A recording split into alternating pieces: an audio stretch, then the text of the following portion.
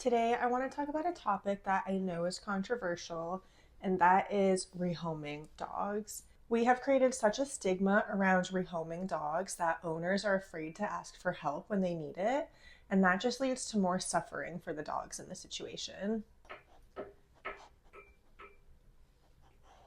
If you're new here, hi, I'm Kaylin. I'm a certified professional dog trainer, and I've worked professionally in the pet industry for over 10 years. And my goal here is to give compassionate education to owners so that they can make the best choices for their family and their pets. If you benefited from this video, please give me a like and follow or subscribe wherever you're watching this, and let me know your opinions down in the comments. Interacting with these videos is the best way to allow more folks to see this content and allow more people to benefit from compassionate, welfare-based education. As a trainer, some of the hardest conversations that I have with owners are involving the possibility of rehoming dogs. And I know that by the time owners are willing to admit that they are thinking of rehoming their dog, I know it's not the first time they've thought about it. It's not the first time they've cried about it or been heartbroken about it. And they've probably been dealing with this heartbreak for months or even years. We definitely need to acknowledge that there is a huge amount of nuance when it comes to this topic, and no two rehoming situations will ever be the same. Most of this shame that exists around the topic of rehoming dogs is coming from a good place, right? It's coming from people who want the best for dogs, but it tends to be completely misguided and is actually doing more harm than good. The way I see it, owning a pet, taking on a pet is a lifelong commitment to them, right? And your commitment is to providing them the best life possible.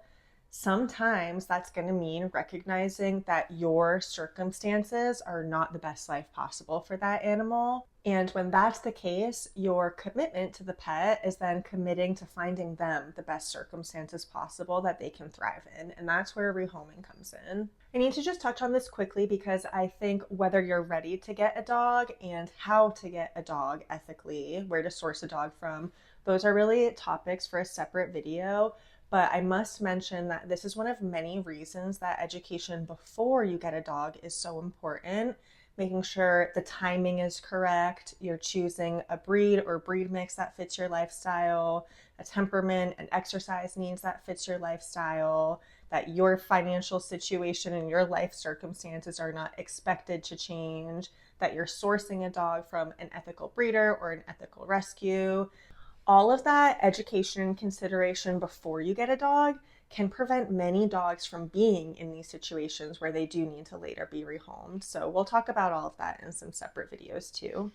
For the purposes of this video, let's assume that you own a dog and you've decided that it is not feasible to keep that dog. And this could be for a huge variety of circumstances. That may include safety, quality of life, maybe your financial circumstances change and you can't financially provide adequate care for this dog anymore. Before you start the rehoming process, there are two questions that I want you to ask yourself.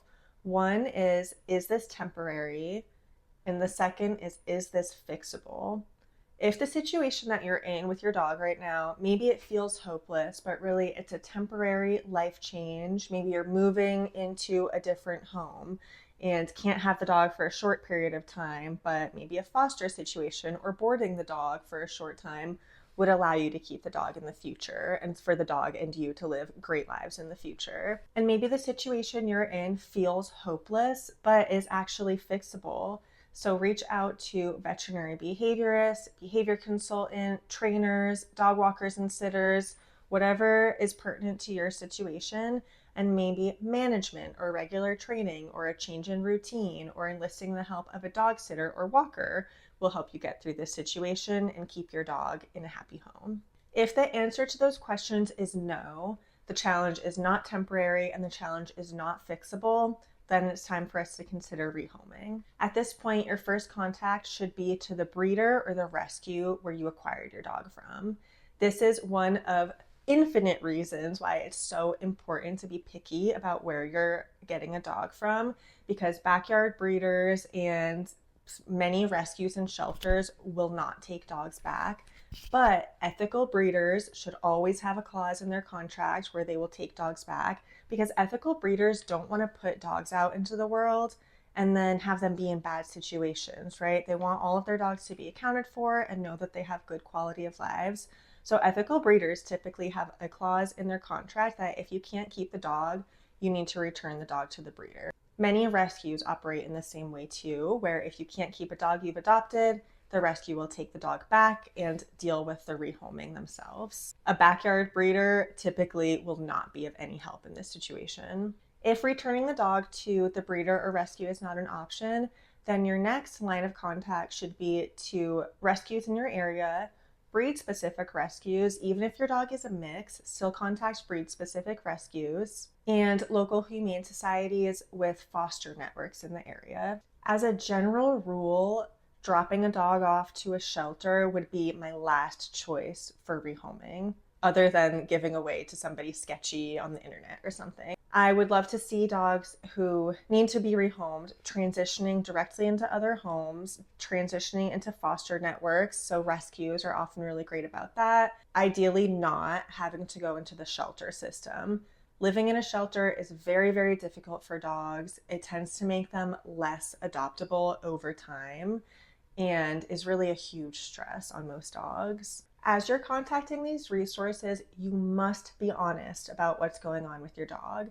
If you're rehoming your dog because they're a safety hazard in the house, they're biting, they're aggressive, they're not safe around your kids or your other dogs or your pets, you must be honest about this to the breeder, to rescues, to potential adopters, to anyone who's interested in taking on this dog. You also should be prepared with all of their vet records and any pertinent health information as well.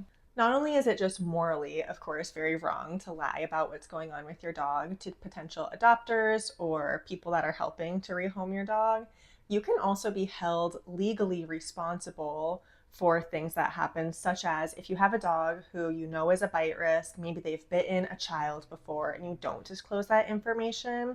If your dog then goes on to bite another child and it's found that you knew that this was likely to happen and you knew that this dog was a risk, you can be held legally responsible. You might have reached this point of the video and you've already exhausted all of these options, right? The breeder or rescue can't take the dog back.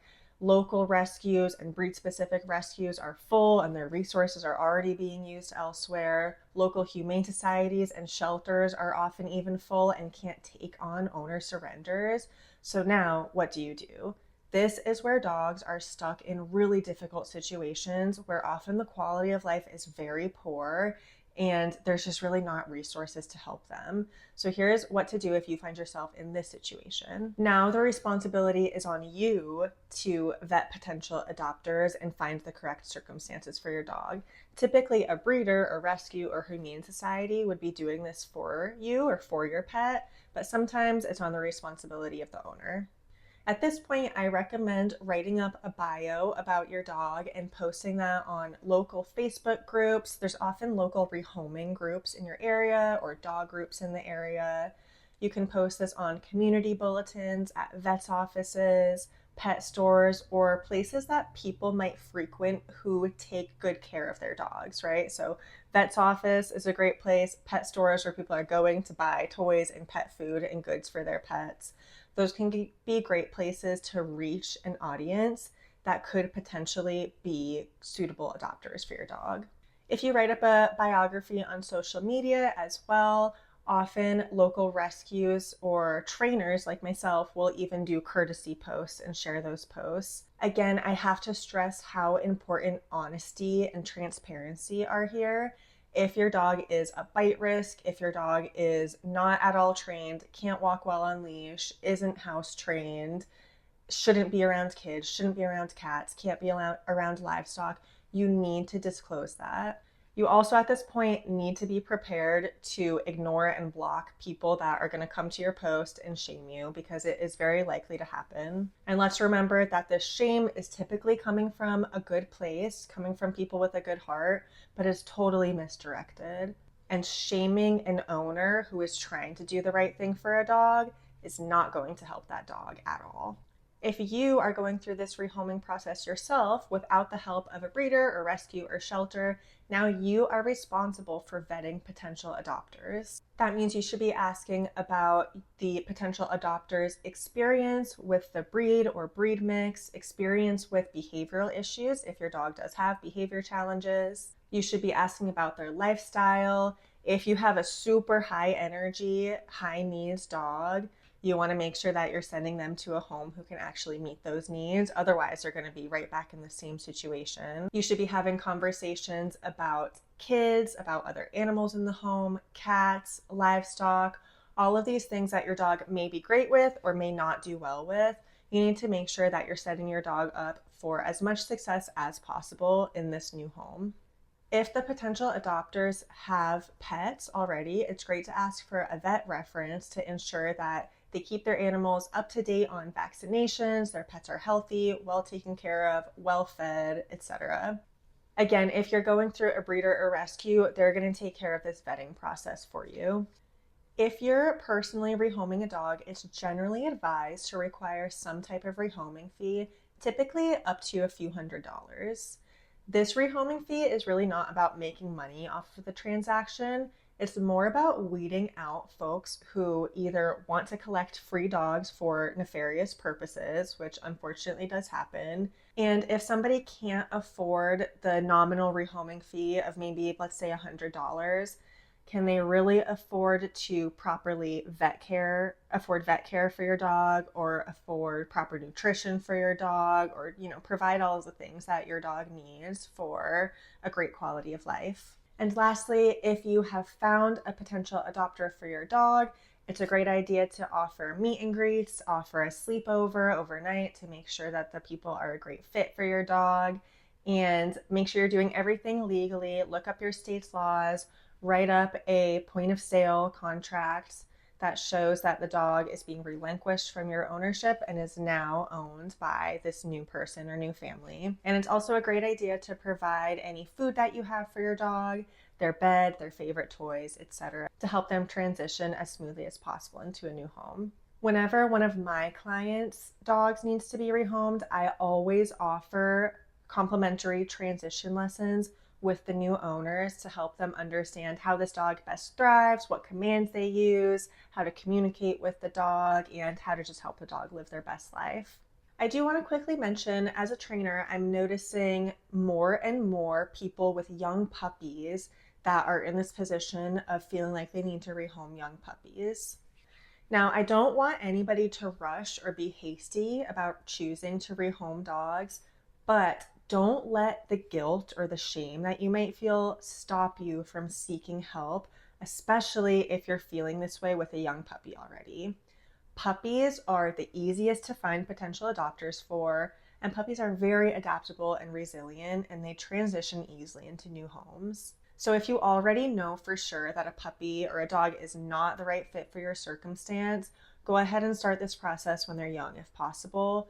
Don't let the guilt make you wait for months or even years to the point where a dog is less appealing to potential adopters and is less resilient to the transition and is more kind of set in their ways and their habits. And finally, we can't ignore the option of behavioral euthanasia in some circumstances. This is never, ever, ever an easy decision to make, but there are circumstances where a dog is living a very, very poor quality of life in their current home, and they cannot be ethically or safely rehomed to a better circumstance. I don't think anybody should be hasty when considering behavioral euthanasia, and I think it's important to do your due diligence and make sure that you've kind of exhausted your resources first. So if possible, work with a veterinary behaviorist or a certified behavior consultant.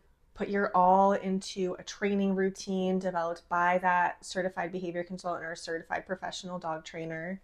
But again, there are unfortunately going to be some situations where the quality of life is just so poor and there really are not better options for a dog. And at that point, sometimes a behavioral euthanasia is the kindest option. It's a tough one. It's hard to talk about. It's hard for people to hear. But I think that being honest and having true compassionate education about these subjects is the way to help more dogs. and creating this shame around rehoming dogs and trying to get dogs into better circumstances is just not ever going to be helpful. If you learned something from this video, please leave me a comment and a like, and follow or subscribe wherever you're watching this, and share this with somebody who this might help, whether that's a dog owner who's considering rehoming but doesn't know what their options are, or an internet hater who hops on Facebook posts and shames people who are trying to ethically rehome their dogs, because they could definitely learn a thing or two as well. Please also let me know in the comments what topics you would like for me to explore in the future.